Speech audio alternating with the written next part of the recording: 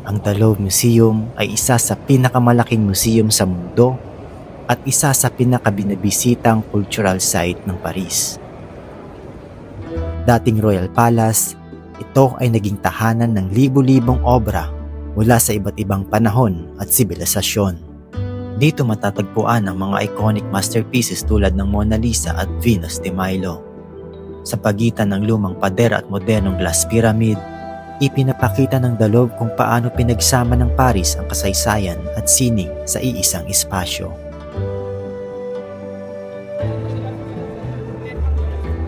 Bago makapasok, dadaan ka muna sa matinding security check. Hindi nakapagtataka sapagkat libu-libong mahalagang artworks ang naririto. Napamangha ako sa disenyo at istruktura ng museum at kung paano in-integrate ang heritage at modern technology sa loob ng gusali.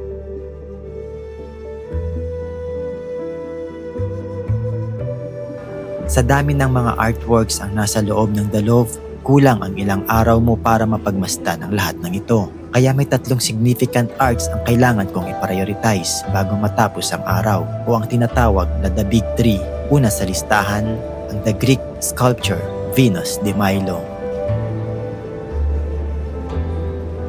Pero bago marating iyon, meron akong mga nadaanang arts na hindi pwedeng palampasin.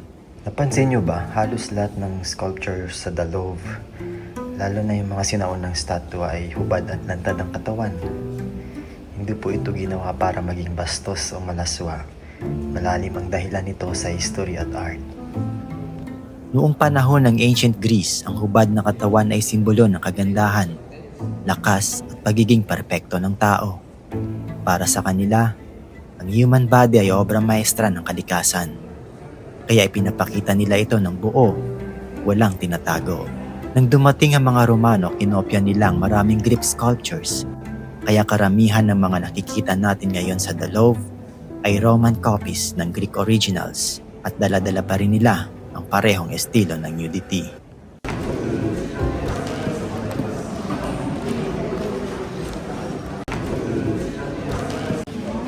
Ano to?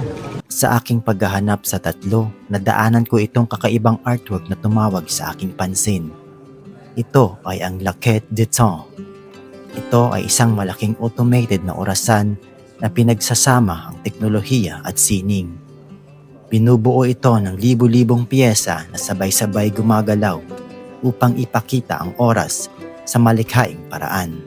Habang umiikot ang mekanismo, para kang nanonood ng isang buhay na istruktura, isang paalaala na ang oras ay hindi lang sinusukat, kundi pinahahalagahan. Sa lawak ng museum exhibition area na may sukat na mahigit sa 70,000 square meters, nahirapan akong hanapin ang una sa aking listahan. Maraming liko-liko at maraming mga artworks na mahirap baliwalain.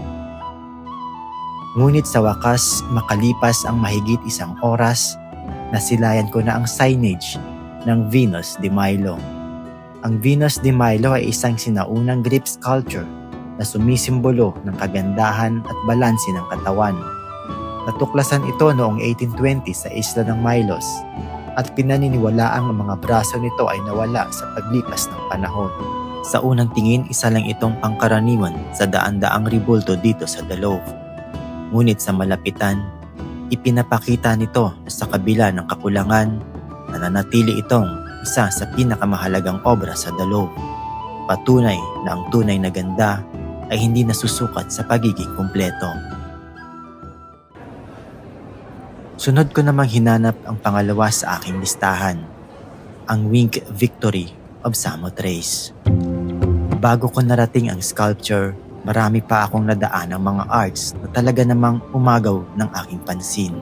Matagal man itong marating, hindi naman mahirap makita sapagkat ito ay isang centerpiece na mapapansin ng lahat ng bumibisita dito. Ang Winged Victory of Samothrace ay nilikha noong ika-2 siglo bilang paggunita sa isang tagumpay sa dagat.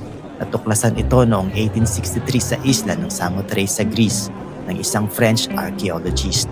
Matapos madala sa France, naging bahagi ito ng koleksyon ng Dalov Museum kung saan patuloy itong humahanga sa mga bisita hanggang sa ngayon.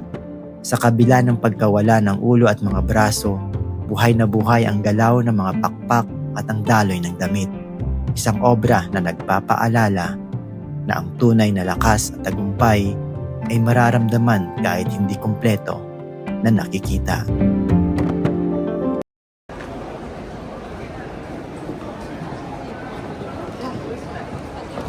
Mga alas 3 na nang simulan kong hanapin ang pangatlo at panghuli sa aking listahan, ang painting ng Mona Lisa. Ngunit bago marating ang painting, marami pa akong nadaan ng mga magaganda at mahalagang paintings. Isa na nga dito ang sikat na biblical scene ng mga karakter na sina David at Goliath. Ang hirap-hirap pa yan ito pumasok.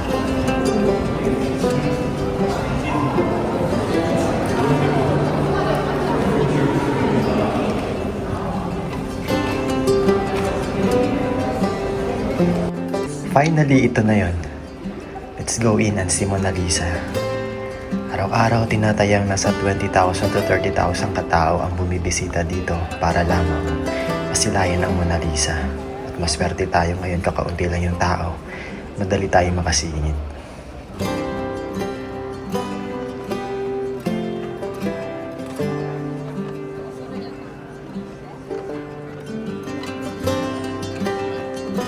Ang Mona Lisa ay ipininta ni Leonardo da Vinci noong unang bahagi ng 1500s at itinuturing na pinakasikat na painting sa buong mundo. Pinaniniwalaan na ang babae sa larawan ay si Lisa Gherardini, ngunit hanggang ngayon misteryoso pa rin ang kanyang ngiti. Isang dahilan ng kakaibang dating ng Mona Lisa ay ang teknik na sumato, kung saan dahan-dahang naghahalo ang liwanag at anino, kaya tila nagbabago ang ekspresyon niya habang tinititigan. Sa kabila ng kasikatan nito, maliit lamang ang sukat ng painting. Nasa 77 cm ang taas at 53 cm naman ang lapad. Dahil dito, ito ang isa sa pinakabinabantayang artwork sa mundo. Patunay na kahit tahimik at maliit, ang impluwensya ng Mona Lisa ay walang kapantay. Hindi ko rin pinalampas ang dambuhalang painting na nakaharap lang sa Mona Lisa. Ito ay ang The Wedding at Cana. Ayon sa Biblia, inimbitahan si Kristo sa isang kasalan sa Cana in Galilee. Dito niya ginawa ang unang himala niya. Ginawang alak ang tubig na may koneksyon sa Eucharist.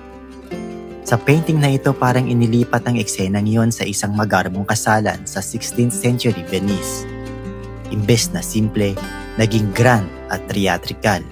Pinagsama ang banal at pang-araw-araw, ang sacred at profane sa iisang eksena.